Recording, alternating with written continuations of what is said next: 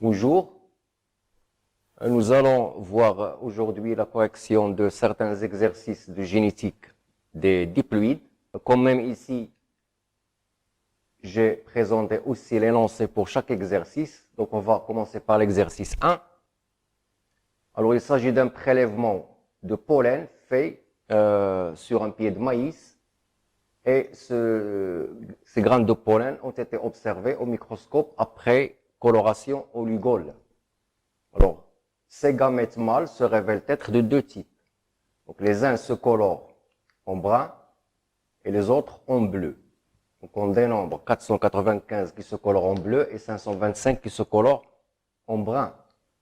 Alors, sur cette ou ce même pied de maïs, on a pratiqué une autofécondation. Alors, c'est-à-dire que les gamètes mâles du pied de maïs vont féconder les gamètes femelles du même pied de maïs. Alors, l'épi issu de cette autofécondation contiennent deux types de grains. Des grains qui sont brillants et des grains qui sont mats. Alors, l'albumène des premiers se colore en bleu et l'albumène des grains mats se colore en brun. Et on dénombre 301 grains brillants et 98 grains mat. Donc, la question, c'est d'essayer d'interpréter ces résultats. Alors, on a un seul caractère, donc qui est coloration en bleu ou en brun, d'une part, et ce même caractère concerne l'aspect des grains de maïs brillants ou mat. Alors, l'épi du maïs duquel a été fait le prélèvement donne deux types de gamètes. Les uns se colorent en bleu, les autres en brun. Donc, pour ce couple d'allèles, cet épi de maïs, il est hétérozygote. Donc, il porte l'allèle BL, qui code pour le bleu, et l'allèle BR, qui code pour le brun. Donc, l'autofécondation faite sur cet épi de maïs, c'est le croisement entre ces deux génotypes, qui sont tous les deux hétérozygotes. Donc, c'est bleu-brun croisé avec bleu-brun. Alors, quand on regarde l'échiquier de ce croisement, on va avoir quatre génotypes.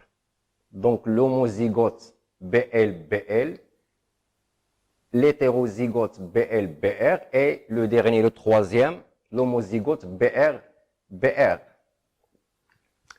Alors, quand on compte ces grains de maïs issus de ce croisement, on trouve qu'il y en a 301 qui se colorent en bleu et 98 qui se colorent en brun. Donc, 301 et 98, ce sont des proportions 3 quarts, 1 quart. Et ces proportions 3 quarts, 1 quart, comme on l'a déjà vu, c'est une caractéristique de F2 du monohybridisme avec dominance et récessivité. Ce qui veut dire que dans notre cas, pour notre couple d'allèles BL-BR, l'allèle BL est dominant sur l'allèle BR. Donc notre épi de départ, qui était hétérozygote, est en réalité F1 du monohybridisme avec dominance et récessivité. Donc cet épi de maïs, il contient 100% de grains qui sont brillants, dont l'albumène se colore en bleu. Donc c'est la fameuse loi de Mendel, la première, qui stipule l'homogénéité de F1. Donc les parents de ce F1 seront bien sûr de race pure. Donc le phénotype des parents, c'est le phénotype BL croisé avec le phénotype BR, et leur génotype, il est homozygote. Donc BL pour le premier parent et BR pour le deuxième parent. Donc on peut résumer tout ça dans un schéma. Donc les parents P1, BL et l'autre parent, il est homozygote BR. Donc celui-là, il a des grains brillants dont l'albumène se colore en bleu. Ce parent, des grains mats dont l'albumène se colore en brun. Donc le croisement de ces deux parents va donner F1, donc qui est hétérozygote. Mais le phénotype, c'est la première loi de Mendel, F1, il est homozygote, c'est-à-dire tous les grains sont brillants et dont l'albumine se colore en bleu. Alors, c'est de cet épi qu'on a fait le prélèvement des grains de pollen tout à l'heure, qu'on a coloré avec le Lugol. Donc, il a donné deux types de gamètes. Donc, par autofécondation, on va obtenir F2 qui contiendra les proportions 3 quarts, 1 quart. Donc, les 3 quarts qui sont brillants avec une coloration en bleu et 1 quart qui sont mat avec une coloration en brun. Alors, c'est tout ce qu'on peut dire sur cet exercice. Donc, il s'agit là tout simplement de rappeler le monohybridisme avec dominance et récessivité. Donc, ce monohybridisme donne, à partir de parents de race pure, une génération F1 qui est homogène. Les croisements de F1 entre eux donnent F2 avec les proportions 3 quarts, 1 quart. Donc, ça, c'est la deuxième loi de Mendel. Alors maintenant, nous allons passer à l'exercice 2. Alors, dans cet exercice, on dit que chez le pois, Mendel trouva que la coloration jaune du grain est dominante par rapport à la coloration verte et que le caractère ou l'allèle lisse est dominant par rapport à l'allèle ridé. Donc ici, nous avons deux couples d'allèles. D'une part, le couple d'allèles grand J, petit j, et d'autre part, le couple d'allèles grand L, petit l. Donc, le couple d'allèles grand J, petit j contrôle la couleur de la graine, et le couple d'allèles grand L, petit l contrôle l'aspect de la graine. Alors, on dit qu'on a croisé deux souches pures, donc l'une, elle est jaune lisse, l'autre souche, elle est vert ridé. Les individus de F1 sont croisés entre eux et on vous demande, premièrement, qu'est-ce qu'on va obtenir en F1 comme phénotype. Deuxièmement, on vous demande en F2 quelles sont les proportions d'une part entre jaune et vert et d'autre part entre lisse et ridé. Alors, les réponses donc à ces questions. Alors tout d'abord, ça on l'a déjà dit, on a deux couples d'allèles, grand J, petit j et grand L, petit l. Avec grand J domine petit g et grand L domine petit l. Donc notre croisement, c'est celui-là, c'est grand J, grand L avec petit j, petit l, c'est-à-dire une souche jaune lisse avec l'autre souche parentale qui est vert ridé. Donc ici on a le phénotype, ici les génotypes. Donc puisqu'ils sont de race pure, donc ils sont homozygotes, les deux parents.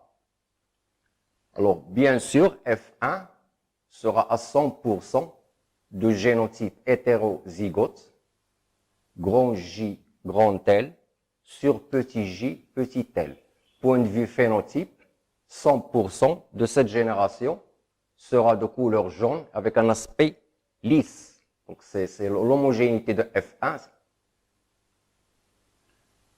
Alors en petit a, on vous demande quels sont les phénotypes qu'on va obtenir en F2. Donc F2, c'est la génération qui est issue du croisement des individus de F1 entre eux. Donc ici, chaque individu F1 va donner 4 types de gamètes. Donc des gamètes parentaux, donc grand J, grand L et petit j, petit l, et des gamètes recombinés, c'est-à-dire grand J, petit l et petit j, grand L. La même chose pour l'autre parent. Donc, dans cet échiquier, on va obtenir 16 génotypes. Alors, j'ai représenté ici plusieurs couleurs pour montrer qu'on aura 4 phénotypes à partir de ces 16 génotypes. Alors, d'une part, les phénotypes parentaux, qui sont grand J, grand L et petit j, petit l, et les phénotypes recombinés, qui sont grand J, petit l et petit j, grand L. Alors, quand on compte le nombre de phénotypes dans cet échiquier, grand J, grand L, on va trouver qu'il y en a 9. Le phénotype petit j, petit l est présent une seule fois ici. Petit j, grand L, il est présent 3 fois. Et finalement, grand J, petit l est présent aussi 3 fois. Mais faites attention, ici, dans ce cas-là, on ne peut pas parler des proportions de chacun de ces phénotypes. Alors souvent, lorsqu'on voit cet échiquier, on dit que les proportions sont de 9, 3, 3, 1, c'est-à-dire la troisième loi de Mendel. Mais ici, ce n'est pas le cas. Pourquoi? Tout simplement parce qu'on ne nous a pas dit est-ce que les deux gènes étudiés, est-ce qu'ils sont liés ou indépendants génétiquement. Alors, on dira qu'il y a les proportions 9, 3, 3, 1 uniquement si on sait que les gènes sont génétiquement indépendants. Ici, on n'a rien dit, donc on ne peut pas parler des proportions. Tout ce qu'on peut dire, c'est qu'il y a 4 phénotypes. Alors, pour la question suivante, maintenant, on vous demande, en F2, toujours la même génération, combien on va obtenir de phénotypes jaunes par rapport au phénotype vert, d'une part, et d'autre part, combien on va obtenir de phénotypes lisses par rapport au phénotype ridé. Donc, dans ce cas-là, tout simplement, on va regarder chaque couple d'allèles seul, indépendamment de l'autre. Si vous voulez, comme si on va faire 2 fois un monohybridisme. Donc, toujours dans cet échiquier, c'est celui de tout à l'heure, on va regarder d'une part J par rapport à petit j, et d'autre part grand L par rapport à petit l. Donc, quand on compte les grands J et les petits j, c'est-à-dire les phénotypes jaune et vert, on va trouver qu'on a 12 fois grand J et 4 fois petit j. Alors, j'ai mis ici 4 couleurs pour les différencier ici. Ça d'une part. D'autre part, on va trouver qu'on a 12 fois grand L et 4 fois petit l. Ça veut dire 12 et 4, ça fait les proportions 3 quarts, 1 quart. Ça s'applique pour le couple d'allèles grand J, petit j, et pour le couple d'allèles grand L, petit l. Tout simplement, on l'a dit, on aura 2 fois un monohybridisme, donc on sera dans F2 d'un monohybridisme avec dominance et récessivité. Par conséquent, on aura les proportions 1 quart, 3 quarts. Ils vont s'appliquer pour le couple d'allèles grand J, petit j, et pour le couple d'allèles grand L, petit l. Et on va donc passer à l'exercice 3. Alors, on parle ici de l'épagnol, chez lequel il y a la coloration du pelage qui est sous contrôle du couple d'allèles grand B, petit b. Et on dit que grand B conduit à la coloration noire, alors que petit b conduit à la coloration fauve. Et on dispose d'un autre couple d'allèles qui est grand S, petit s, à savoir que l'allèle grand S conduit à une couleur unie, alors que l'allèle petit s conduit à une couleur ou un individu tacheté. Alors on vous dit que on a croisé un mâle noir uni avec une femelle fauve unie. Alors ce croisement, il a donné une portée, donc une descendance composée de 6 chiots. Parmi ces 6 chiots, on a 2 qui sont noirs unis, 2 fauves unis, un tacheté et noir, et le dernier, il est fauve et tacheté. Et on signale que les allèles grand B et grand S dominent respectivement les allèles petit b et petit s. Et on vous demande de donner les génotypes des parents. Alors ici, le moyen le plus simple, c'est de regarder les deux couples d'allèles séparément l'un de l'autre. Donc on va regarder d'une part le couple d'allèles grand B petit b, et d'autre part le couple d'allèles grand S petit s. Alors, voilà notre croisement de départ. C'est un mâle qui est grand B, grand S, avec une femelle qui est petit b, grand S. Voilà la descendance. Donc, on a obtenu deux individus qui sont noirs unis, donc grand B, grand S, deux individus qui sont fauves unis, c'est-à-dire petit b, grand S, un individu qui est noir tacheté, donc il est grand B, petit s, et finalement, un dernier individu qui est fauve tacheté, donc petit b, petit s. Alors, concernant le couple d'allèles grand B, petit b, nous avons le croisement grand B avec le croisement petit b. Et ça, c'est un croisement test-cross. Et on sait qu'un croisement test-cross, quelle est son utilité? Ou bien parmi ses utilités, c'est qu'il nous permet de savoir si un individu de phénotype dominant, est-ce qu'il est homozygote ou hétérozygote.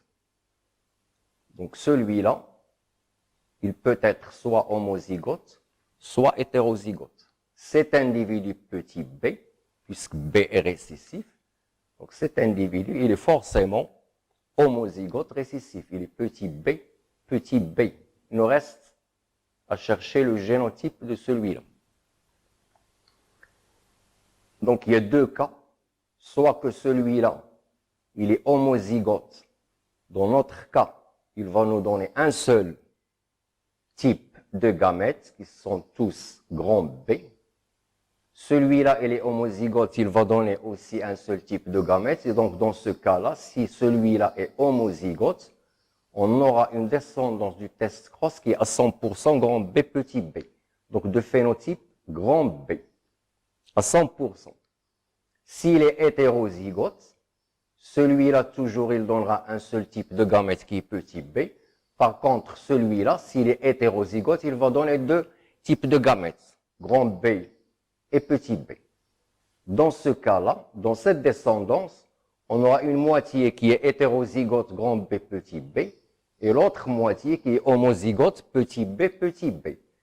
Et donc, point de vue phénotype, on aura 50% qui est de phénotype grand B et 50% qui est de phénotype petit b.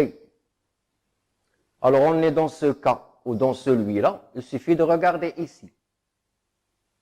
Et on trouve qu'on est dans ce cas. Pourquoi? Parce qu'il y a un petit b ou des petits b qui apparaissent. Si cet individu était homozygote, on aurait eu 100% de phénotype grand B.